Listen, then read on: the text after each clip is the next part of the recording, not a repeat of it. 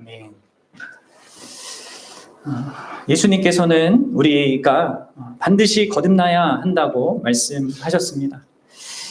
그 거듭남의 역사는 오직 전적으로 하나님 편에서의 행하시는 일입니다. 하나님의 그 사랑으로 시작됐고요. 예수 그리스도의 희생이라는 그 통로를 통하여서 또 성령 하나님의 주권적인 능력으로 말미암아 그 거듭남은 우리에게 주어지는 것입니다. 그래서 거듭남은 성경을 보면 명령법으로 주어지지 않습니다. 너 거듭나라 이렇게 하지 않는단 말이에요. 그 필요성만 제시되는 거예요. 그리고 하나님께서 행하실 거다라는 약속이 주어지는 것입니다. 그런데 이 성령께서 우리 마음에 그러한 이 말씀을 사용하셔서 그런 기적을 일으켜 우리에게 영적 생명, 곧 예수 그리스도의 생명, 예수님과 연합된 그 생명을 주시거든요. 그러면 그렇게 될 때 우리는 거듭난 생명을 갖게 되죠. 그때 우리는 진리를 최고로 갈망하는 귀를 갖게 되고요. 또 그분 예수 그리스도와 그분이 주시는 구원을 영광스럽게 생각하고 볼 수 있는 눈을 갖게 됩니다. 그리고 우리에게 들려지는 그 하나님의 말씀을 더 순전히 받아들이는 그 마음 또한 갖게 되는 것이죠. 이 거듭남, 이 영적 생명이 이렇게 우리에게 주어지면 드디어 우리가 반응을 하는 것입니다. 그리고 그 첫 번째 반응이 뭐라고 했습니까? 믿음이라고 했어요. 그래서 여러분들 믿음은 명령법으로 주어집니다. 주 예수를 믿으라. 그러니까 거듭난 생명을 가진 그 사람은 이 말씀에 반응하게 되고 믿을 수 있게 되는 것입니다. 그래서 여러분들 우리가 지난 2시간 동안 어떻게 거듭나는가, 이게 하나님 편에서 성부와 성자 그리고 성령께서 행하시는 것 속에 우리의 믿음의 반응이 이제 처음으로 갖게 된다라는 걸 말씀드렸어요. 오늘 저는 이제 원래는 거듭난 그 결과가 뭔지에 대해서 다루려다가 다시 한번 우리 편에서의 첫 반응이라고 할 수 있는 이 믿음에 대해서 좀 한 번 더 생각하고 넘어가면 좋겠다라고 생각이 들었습니다. 그래서 오늘 좀 더 우리의 반응으로서 갖는 첫 거듭남의 경험이고 이제 참여하는 이 믿음을 약간 이제 현미경으로 좀 가까이 이렇게 살펴보는 식으로 좀 생각해 보려고 합니다. 물론 믿음이란 주제를 다루려고 하면 또 다른 이제 설교 시리즈가 필요하겠지만 오늘 그래도 이제 좀 최대한 축약적으로 이걸 다루고자 하는데요.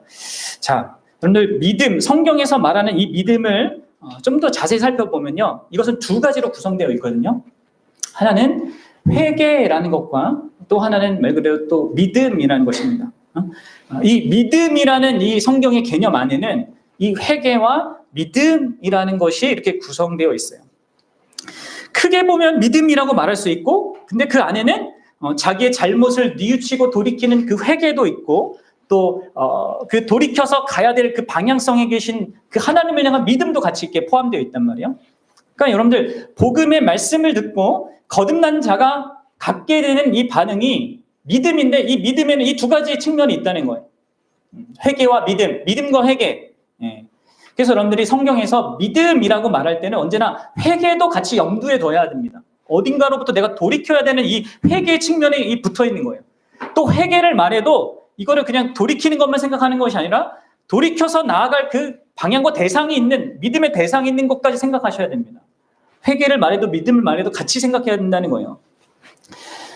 근데 이렇게 말씀드리면 약간의 또 헷갈리는 부분도 있습니다. 이게 성경의 언어가 이렇게 폭넓게 쓸 때도 있고 이렇게 폭이 좁게 쓸 때도 있기 때문에 좀 헷갈려요.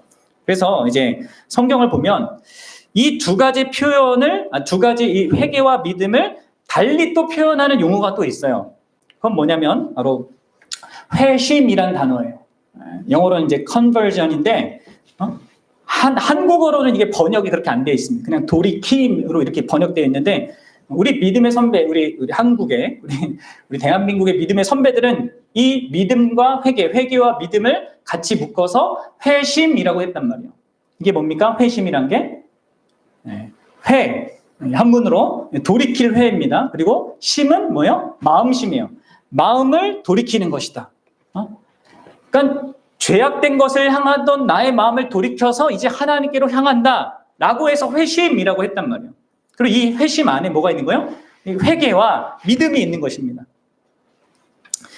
그러니까 여러분들, 거듭나게 되면 사람은 이 회개와 믿음으로 마음을 돌이키는 회심을 할 수 있게 된다는 말이에요.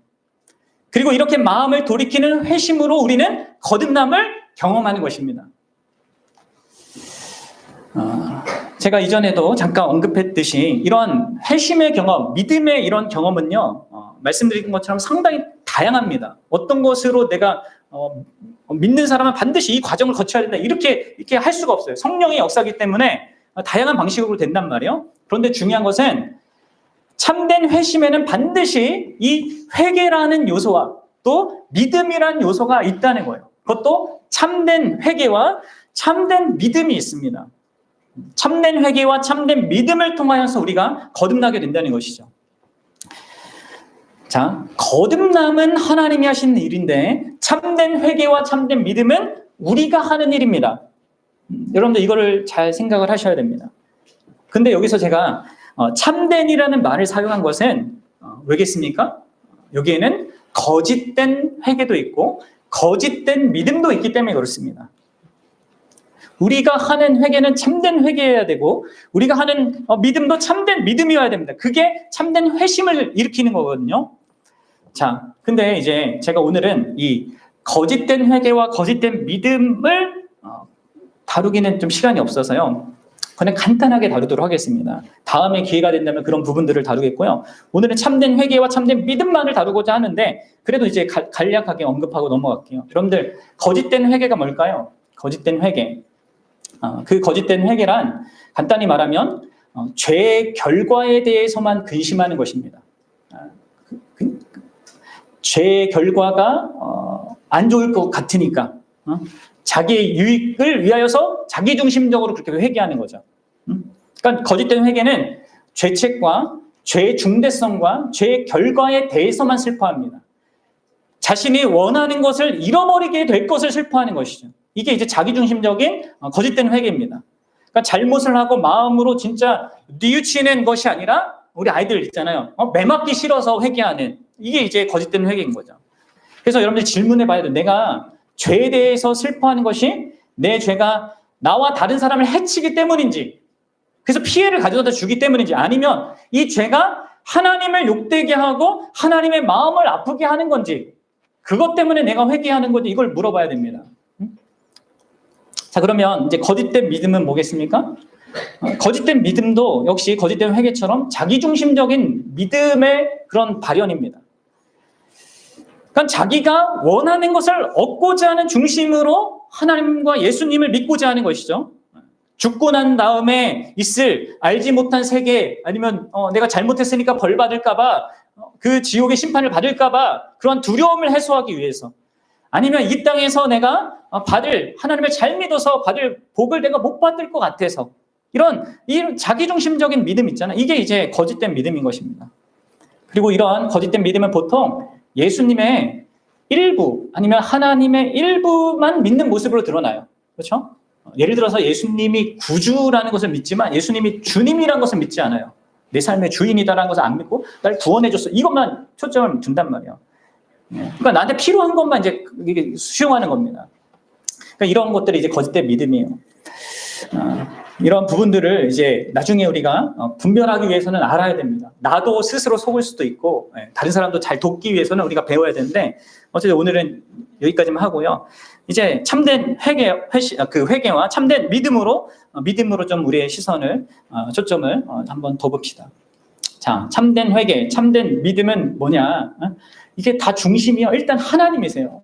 참된 회개든 참된 믿음이든 중심은 하나님이란 말이에요. 참된 회개는 언제나 하나님의 은혜와 관련되어 있습니다. 그리고 참된 믿음은 언제나 예수 그리스도와 관련되어 있습니다. 그래서 여러분들 잘 구분을 하셔야 됩니다. 참된 회개는요, 그 직접적인 대상이 하나님입니다. 특별히 성부 하나님이에요. 그 두 번째로 믿음이라고 할 때 이 믿음의 직접적인 대상, 그분은 예수 그리스도입니다. 그리고 이것은 지금 거듭날 때 갖게 되는 믿음에 대해서 제가 설명하는 것입니다. 자, 그러면 참된 회개에 대해서 좀 생각해 보려고 하는데요. 여러분 회개를 어떻게 여러분들 정의하고 있습니까? 우리 믿음의 선배 가운데 우리 제임스 어셔라고 하는 이분은 회개를 이렇게 설명했어요. 잘 들어보세요. 우리의 죄가 그토록 은혜로우시고 그토록 사랑이 풍성하신 하나님을 진노하게 만든 것임을 알고 진심으로 슬퍼하는 것 가운데, 그러면 기준이 어디 있어요? 하나님께 있어요. 보세요. 우리의 모든 죄들을 버리고 하나님께 돌이켜서 그분이 원하는 삶을 살기로 마음에 확고히 작정하고 주의 깊게 애쓰는 것이 회개다. 이렇게 했어요. 여러분 어떻습니까? 나는 참된 회개를 한 것 같습니까? 나의 죄가 그토록 은혜롭고 그토록 사랑이 풍성하신 하나님을 진노하게 만드는 그렇게 심각한 것임을 알고 슬퍼하는 것 가운데 내 그런 모든 죄를 버리고자 하고 하나님께로 돌이켜서 그분이 원하는 삶을 살기로 마음을 확고히 하고 작정하는 것, 그리고 주의 깊게 애쓰는 그런 마음이 우리에게 있냔 말이에요. 여러분들 이게 회개입니다. 근데 여러분 여기서 한 가지 좀 더 생각해야 될 것은요, 이런 회개의 마음을 갖는 것, 그리고 그것만으로는 약간 부족한 어떤 점이 있습니다. 왜냐하면 이렇게 회개하는 마음을 갖고도요, 한 가지 우리가 문제를 가질 수 있는데 그게 뭐냐면 여전히 스스로 자신을 구원하고자 할 수가 있어요. 그래서 여러분들 우리는 이처럼 죄에 대하여서 특별히 이제 자기중심적인 이 죄에 대해서 그런 하나님을 대적한 이 사실에 대해서 슬퍼하고 돌이켜야 될 뿐만 아니라 더불어서 이 부분이 중요한데 내 힘으로 구원을 얻어내려고 하는 그 모든 노력에서도 돌이켜야 됩니다. 그러니까 단순히 이제 이러한 죄에 대하여서 하나님을 슬퍼하게 하고 근심하게 한 이 대적한 그거에서 슬퍼하고 거기서 안 하려고 하는 이런 것도 있어야겠지만 더불어서 내 힘으로 나를 구원하려고 하는 그 모든 노력에 대해서도 회개해야 된다는 거예요. 돌이켜야 된다는 거예요. 왜 이런 말씀을 드리냐면 여러분 보세요. 오늘 본문에 나오는 니고데모에게 예수님이 뭐라고 하셨습니까? 내가 반드시 거듭나야 한다라고 이렇게 말씀하셨죠. 그리고 그 이후에 요한복음 4장을 가면 또 다른 한 사람을 그분이 만납니다. 누구예요? 요한복음 4장에 가면 사마리아 여인을 만나요. 예수님은 그 여인도 또한 회심하도록 부르십니다. 이 두 사람은요, 아주 많은 차이를 가진 사람이었어요. 성별만 다른 것이 아니라 완전 다른 조건을 갖고 있었거든요. 니고데모는 어떻습니까? 그의 삶의 세상적인 기준으로 볼 때 흠없는 완벽한 성공을 영위한 사람이었습니다. 사람들의 존경도 받았고 종교와 도덕 선생이었고 사회적으로도 영향력 있는 그런 사내들인 공의원 회원이었단 말이에요. 한편 그 사마리아 여인은 어떻습니까? 세상적인 그 기준으로 볼 때는 흠이 많은 완전한 실패라는 딱지를 붙이고 있던 여인이었단 말이에요. 특히 도덕적으로 윤리적으로 완전히 망가져 있고 종교적으로도 유대인들에게 사마리아인들은 막 개취급 받았던 그런 사람들이었단 말이에요. 그래서 여러분들 이 여인은 아무도 물들어 오지 않는 그 정오 시간에, 그 땡볕의 시간에 사람들 다 피해서 물들어 가다가 누굴 만나요? 예수님을 그때 만나잖아요. 그럼 이러한 장면들이 다 무엇을 보여주는 것입니까? 예수님께서는 이 두 사람 모두가 회심하도록 부른 것입니다. 그리고 이 두 사람 모두 자신의 어떠함이 아니라 그것과 상관없이 오직 동일하게 은혜의 선물로 구원을 받는다는 것을 보여주는 것이에요. 그럼 무슨 의미인지 아시겠습니까? 아무리 착실하고 아무리 얼마나 많은 성공을 경험하든지 간에 또 얼마나 도덕적이든지 간에 아니면 다른 사람에게 얼마나 많은 도움을 줬든지 간에 그러한 것과 상관없이 그런 사람들조차 거듭나야 된다는 거예요. 회심해야 된다는 거예요. 반면에 삶이 아무리 난잡하고 잦은 실패 속에서 허덕이고 있더라도 그런 인생이라 할지라도 다른 사람이 다 쓰레기처럼 여기는 그런 인생이라 할지라도 그런 자들도 거듭날 수 있다는 것이죠. 가장 훌륭하게 인생을 산 사람이라 할지라도 또 가장 최악으로 인생을 산 사람이라 할지라도 하나님이 보실 때는, 예수님이 보실 때는 동일한 상태에 있는 것입니다. 따라서 둘 다 거듭나야 하고 또한 둘 다 거듭날 수 있다는 거예요. 여러분들 이러한 맥락 속에서 니고데모를 다시 기억해 보세요. 상기해 보세요. 니고데모는 제가 앞서서 말한 이 회개의 의미를 어느 정도 알았을 것입니다. 그냥 마구잡이의 바리새인이 아니에요. 상당히 이렇게 특별한 그 바리새인과 다른 예수님을 다 배척하던 그들과 다른 어떤 좋은 그런 것들을 갖고 있던 바리새인이란 말이에요. 죄가 하나님 앞에서 진노하게 하는 것이고 이 죄로부터 자신이 돌이켜 자기 삶을 하나님께로 향해야 된다, 순종해야 된다, 이런 것들을 분명히 알았었을 법한 그런 인생이란 말이에요. 그런데 그는 그때 당시 다른 바리새인들이 그랬듯이 여전히 자신의 도덕과 성취로 스스로 구원하려고 하는 그런 마음을 갖고 있었습니다.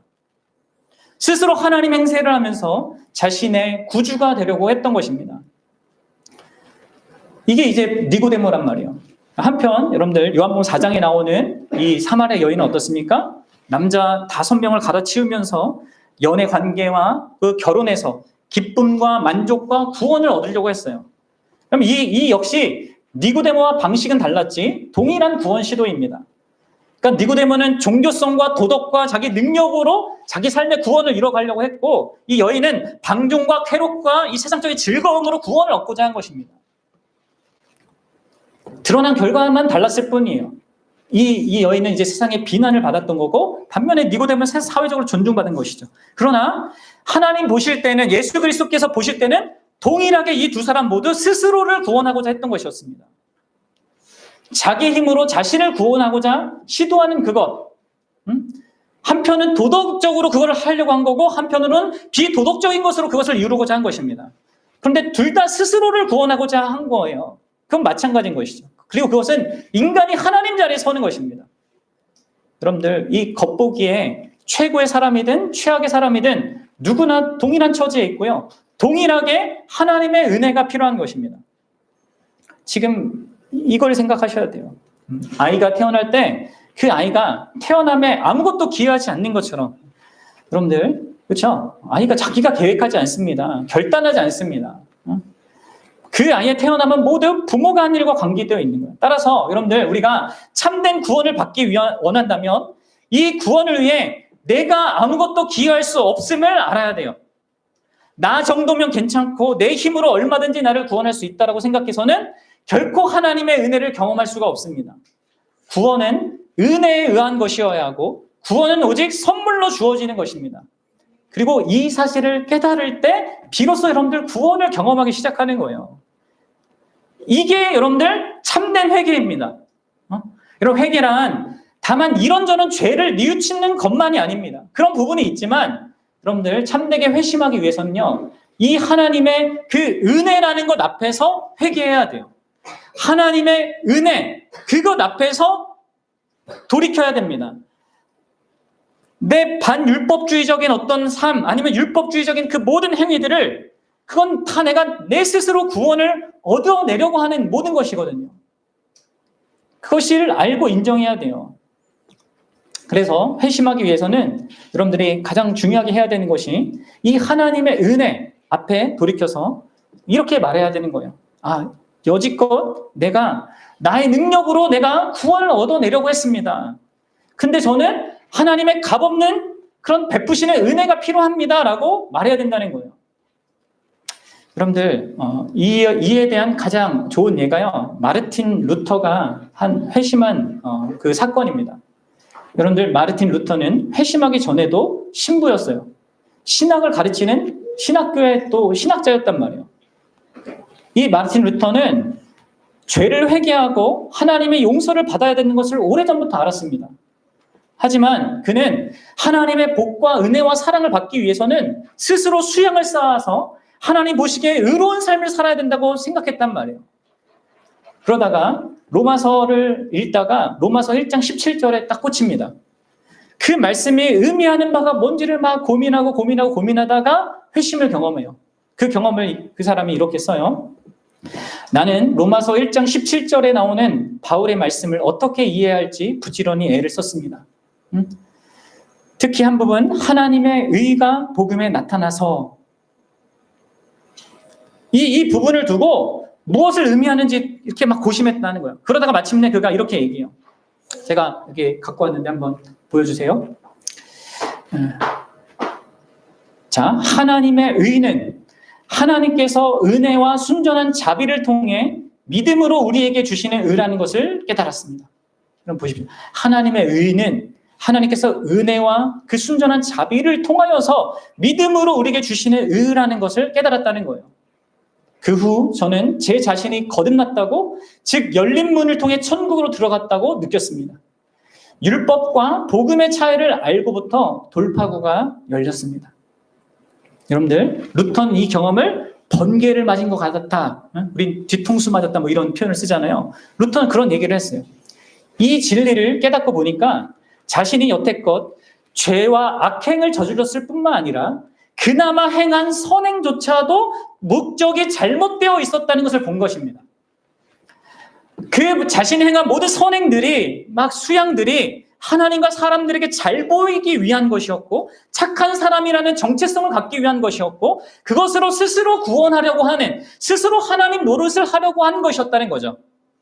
그래서 이 마틴 루터는 자신의 악행만 회개한 것이 아니라 자신의 선행의 모든 동기까지도 회개하고 나서야 비로소 그 자신이 거듭났다고 느꼈다는 거예요.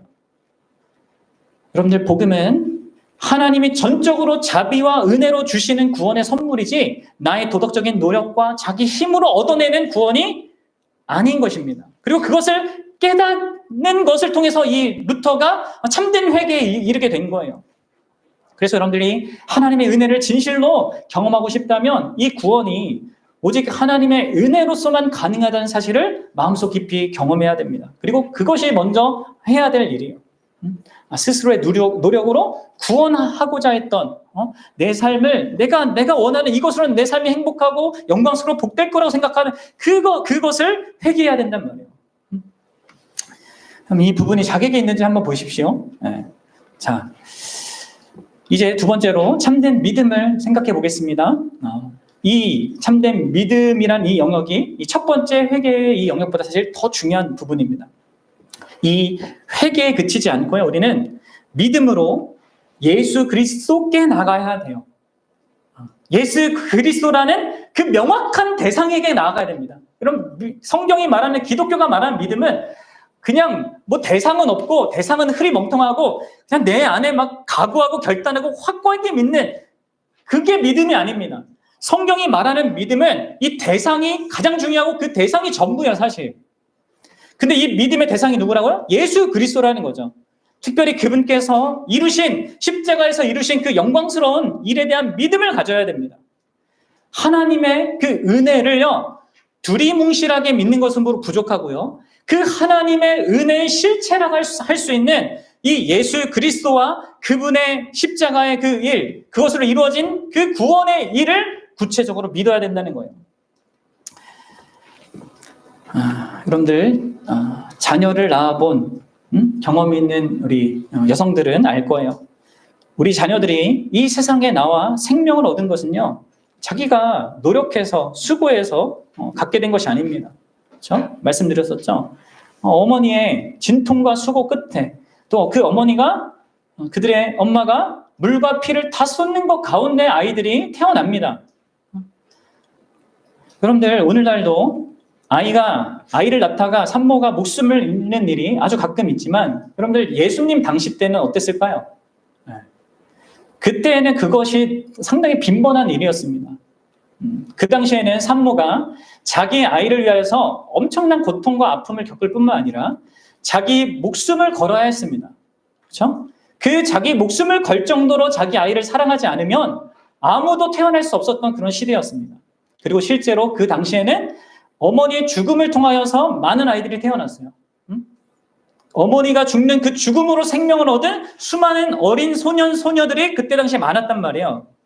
근데 왜 예수님께서 여러분들 이 거듭남을 설명하면서 이렇게 태어남을 비유해서 설명하겠습니까?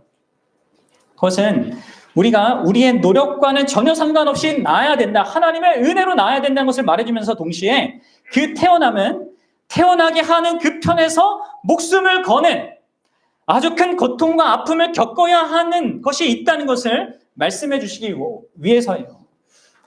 그럼 이는 산모들처럼 사실 목숨을 거는 정도가 아니라 실제로 목숨을 바치는 일이 있어야지만 이 거듭남이 가능하다는 것을 말씀해 주시는 것이에요. 그래서 우리가 읽진 않았지만 요한복음 3장 14절에서 예수님이 인자가 들려야 한다라는 말씀을 하신 거예요. 모세가 광야에서 그 뱀을 든 것 같이 인자도 들려야 한다. 그 십자가를 얘기하는 거란 말이에요. 십자가의 고통과 그 죽음을 얘기하는 거예요. 그리고 이것을 이후에 우리가 읽었던 두 번째 본문인 요한복음 16장에서 이렇게 더 생생한 비유로 하시는 것입니다. 자, 우리 좀 찾아볼게요. 요한복음 16장 16절에서 22절을 한번 봅시다. 요한복음 16장 16절에서 22절.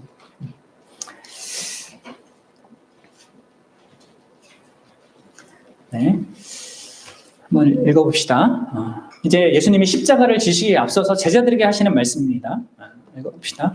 조금 있으면 너희가 나를 보지 못하겠고 또 조금 있으면 나를 보리라 하시니 제자 중에서 서로 말하되 우리에게 말씀하신 바 조금 있으면 나를 보지 못하겠고 또 조금 있으면 나를 보리라 하시며 또 내가 아버지께로 가미라 하신 것이 무슨 말씀이냐 하고 또 말씀하시되 조금 있으면이라고 하신 말씀이 무슨 말씀이냐 무엇을 말씀하신지 알지 못하노라 하거늘 예수께서 그 묻고자 함을 아시고 이르시되 내 말이 조금 있으면 나를 보지 못하겠고 또 조금 있으면 나를 보리라 하므로 서로 문의하느냐 내가 진실로 진실로 너희에게 이르노니 너희는 곡하고 애통하겠으나 세상은 기뻐하리라 너희는 근심하겠으나 너희 근심이 도리어 기쁨이 되리라 여자가 해산하게 되면 그때가 이르렀으므로 근심하나 아기를 낳으면 세상에 사람 난 기쁨으로 말미암아 그 고통을 다시 기억하지 아니하느니라 지금은 너희가 근심하나 내가 다시 너희를 보리니 너희 마음이 기쁠 것이요 너희 기쁨을 빼앗을 자가 없으리라.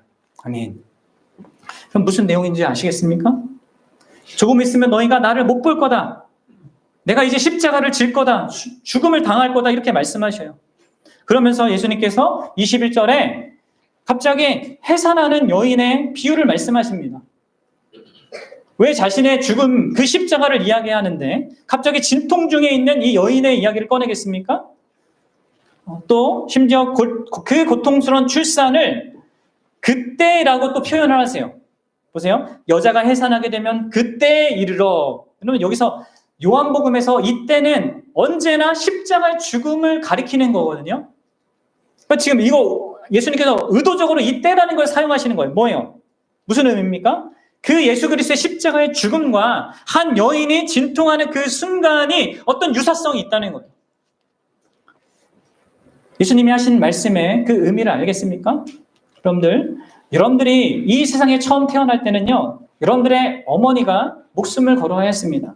그렇죠? 물론 이 시대는 좋은 마취제도 있고 의사가 잘 돼 있어서 그런 부분에 있어서 이제 목숨을 걸기까지는 하지 않지만 어째 그래도 힘듭니다. 그렇죠?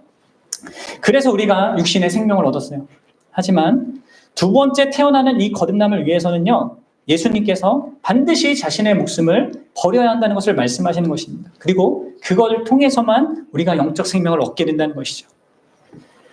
그러면서 예수님은 그 해산하던 여인이 그때 아주 극심한 고통을 경험하지만 자신이 낳은 그 아이를 보면서 그 순간 기쁨으로 말미암아 그 자신이 경험했던 그 모든 고통을 잊어버리게 된다. 이 사실을 설명합니다.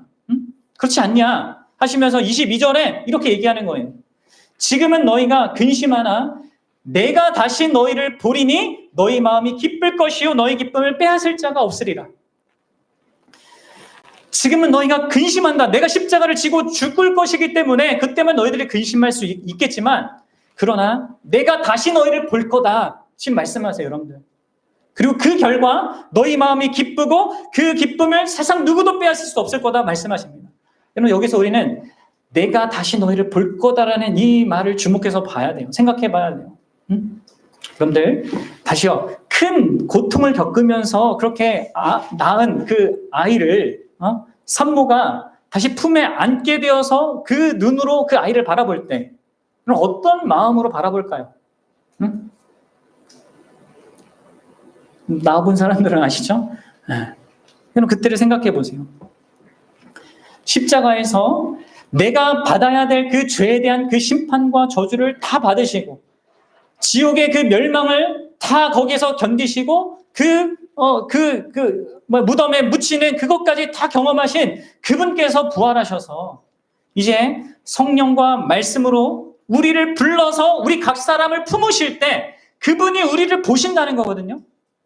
단순히 예수님 제자 들 때 그 부활해서 예수님 제자를 만나게 해준다 이런 얘기가 아니라 그것도 포함하지만 이러한 모든 일들을 경험하시고 부활하신 분입니다. 그리스도께서는. 그분은 성령과 말씀으로 이 복음으로 우리를 불러서 우리를 품으세요. 이게 거듭남의 역사예요. 그리고 그분이 우리를 보신다는 것이죠. 그리고 우리도 그분을 보게 되는 것입니다. 내가 다시 너희를 보리니. 여러분들, 그분이 우리를 어떤 눈으로 바라보실까요? 예수님이 하시는 그 말씀은 그 아이를 품은 산모가 경험하는 그 출산의 기쁨이 아무리 커도 그 예수님 자신이 우리를 바라보는 그 기쁨에 비하면 그게 희미한 그림자에 불과하다는 거예요. 여러분, 이 점을 잘 생각해 봐야 돼요. 그분이 모든 고난과 고문과 죽음을 기꺼이 당한 것은요, 바로 그분이 나를 사랑하셔서 나를 구원하고자 하는 그 기쁨이 더 무한히 컸기 때문입니다. 그래서 그분은 무한한 사랑과 그 영원한, 그 영원히 확고한 그 사랑으로 내가 너를 낳았고 너는 나의 사랑이고 너는 나의 기쁨이라고 하는 그 마음의 눈으로 우리를 바라보신다는 거예요. 여러분들, 거듭난다는 것은, 거듭나서 믿음으로 예수님을 바라본다는 것은 그런 예수님의 눈을 바라보는 것입니다. 그분 눈에 담긴 그분의 무한하고 한없는 사랑을 보게 되는 것입니다. 그것을 깨닫고 그것을 믿고 그 안에 안식하는 것입니다. 그게 여러분들 거듭나게 되는 거예요. 그러면 이런 부분에 있어서는 여성들이 좀 신앙생활하는 게 유리한 점이 있는 것 같죠? 그렇죠? 왜냐하면 경험적으로 이런 사실들이 또 자기에게도 있고 또 그러한 예수님의 이 십자가의 고난에 대한 이런 것들을 또 절감하는 데 있어서도 또 감성적인 이런 부분도 있기 때문에 그런 것 같아 보여요. 하지만 그렇다고 해서 요즘 여성이나 우리 요즘 남성들 아니면 남자들에게 불리한가? 그렇지 않습니다. 왜냐하면 성령 하나님께서 계시기 때문이에요. 여러분들 요한복음 16장 7절에서 앞부분에서 예수님께서 이렇게 얘기하셨어요. 한번 보세요. 자, 읽어보겠습니다. 그러나 내가 너희에게 실상을 말하노니 내가 떠나가는 것이 너희에게 유익이라. 내가 떠나가지 아니하면 보혜사가 너희에게로 오시지 아니할 것이요 내가 가면 내가 그를 너희에게 보내니리. 아멘. 여러분들, 예수님이 제자들에게 뭐라고 합니까? 내가 떠나가는 것. 여기서 떠나간다는 것은 승천하신다는 것입니다. 십자가 죽음을 얘기하는 게 아니라 승천하신 것을 말씀하시는데 뭐라고 해요? 예수님이 직접 내가 너희들 앞에 있는 것보다 내가 하늘로 올라가 승천하고 너희에게 보혜사를 보내주는 것이 더 유익하다. 이렇게 얘기합니다. 여러분, 이해가 되십니까? 우리는 뭘 얘기해요? 하나님 내 눈에 보여주면 예수님을 직접 보면 내 믿음이 더 커질 거라고 생각하죠. 그게 아니라는 거예요. 성령께서 이 땅에 오시면 이 성령께서 이 진리의 말씀으로 우리 마음 가운데 생생하게 그 예수 그리스도를 보게 해주신다면 우리는 예수님이 그때 당시에 2000년 전에 이 땅에 있었을 때보다 더 분명하고 생생하게 예수 그리스도를 보고 예수 그리스도를 믿게 된다는 것입니다. 내가 너희를 다시 보게 될 거다. 이 말씀이 이게 부인할 수 없는 생생한 실제가 되도록 하시는 게 성령 하나님이죠. 내가 육신의 눈으로 보는 게 진짜 보는 게 아닙니다. 그래서 여러분들, 이 말씀이 자기에게 실제가 되는 것을 경험하면 이 베드로 전서 1장 8절의 말씀을 알게 되는 거예요. 이게 무슨 말인지. 읽어봐요. 시작. 예수를 너희가 보지 못하였으나 사랑하는도다. 보지 못했는데 우리 사랑하게 돼요. 이제도 보지 못하는데 어떻게 돼요? 믿고 말할 수 없는 영광스러운 즐거움으로 기뻐한다. 여러분들, 결론을 맺겠습니다. 우리가 거듭나는 길은 하나님 편에서 주권적으로 거듭난 그 생명을 주시는 것이 있어야 합니다. 그런데 우리 편에서는 그 거듭남을 어떻게 경험한다고요? 그 거듭난 생명을요, 회심이라는 방식, 곧 회개와 믿음이라는 방식으로 반응함으로 영위하게 됩니다. 우리는 나의 죄를 회개할 뿐만 아니라 나의 모든 선한 행위까지, 그 동기까지도 회개해야 합니다. 하나님의 은혜 앞에서 내가 스스로 나의 구원자가 되려고 했다는 그 사실을 회개해야 돼요. 그리고 오직 구원이 전적으로 하나님의 은혜로만 가능하다는 것을 고백해야 합니다. 뿐만 아니라 가장 결정적으로 그 하나님의 은혜의 실체라고 할 수 있는 예수 그리스도와 그분의 십자가를 바라봐야 돼요. 그분이 이 땅에서 태어나셔부터 살아가신 그 모든 경험하신 그 모든 고난과 어려움들, 특별히 그 십자가에서 경험하신 그 모든 아픔들이, 그 저주와 그 심판과 그 멸망이, 그리고 그분이 흘리신 그 물과 피로 말미암아 바로 내가 거듭난 생명을 가질 수 있게 된 이 사실을 여러분들 믿음의 눈으로 바라봐야 돼요. 그리고 그분이 우리를 향한 그 영원한 사랑으로 그 모든 것을 감당하시고도 아주 사랑스러운 눈으로 우리를 바라보고 있음을 여러분 성령의 도우심 가운데 바라봐야 합니다. 내가 당한 나의 고통, 그 모든 고난, 십자가의 그 철저한 죽음이, 그것을 감당한 것은 너가 그토록 나에게 소중하기 때문에, 그토록 나에게 가치 있는 존재이기 때문에 내가 그렇게 했다라고 하시는 그분의 음성을 여러분들 들어야 하는 것이에요. 이것을 깨닫고 믿고 그 안에 안식해야 돼요. 사랑하는 여러분, 그러면 여러분들에게 거듭난 생명이 생기는데 여러분들 그걸 어떻게 이제 확인하나요?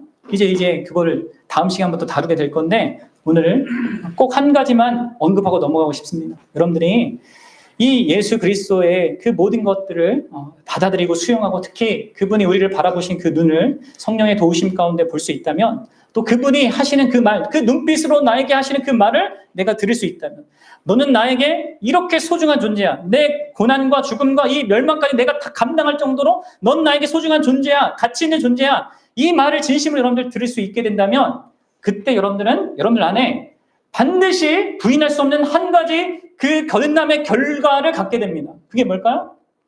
그게 뭐겠어요? 오늘 오늘 제가 읽었던 본문 중에 2번이나 나오죠. 뭐예요? 기쁨입니다. 기쁨. 너희 마음이 기쁠 것이요 너희 기쁨을 빼앗을 자가 없을 것이다. 이제도 보지 못하지만 말할 수 없는 영광스러운 즐거움으로 기뻐할 거다. 기쁨입니다. 마냥 기쁜 그냥 단순한 기쁨이 아니라 누구도 빼앗을 수 없는, 그리고 영광스러운 즐거움을 품은 기쁨입니다. 여러분들, 우주에서 가장 중요하고 가장 결정적인 권세를 가지신 그분이, 절대 변하지 않으신 그분이, 그 완전한 존재가 나를 사랑해요. 그러면 이게 진짜 믿겨진다면, 그것을 알게 된다면 그 사람 안에 기쁨이 샘솟게 되는 것입니다. 여러분들 경험해봤죠?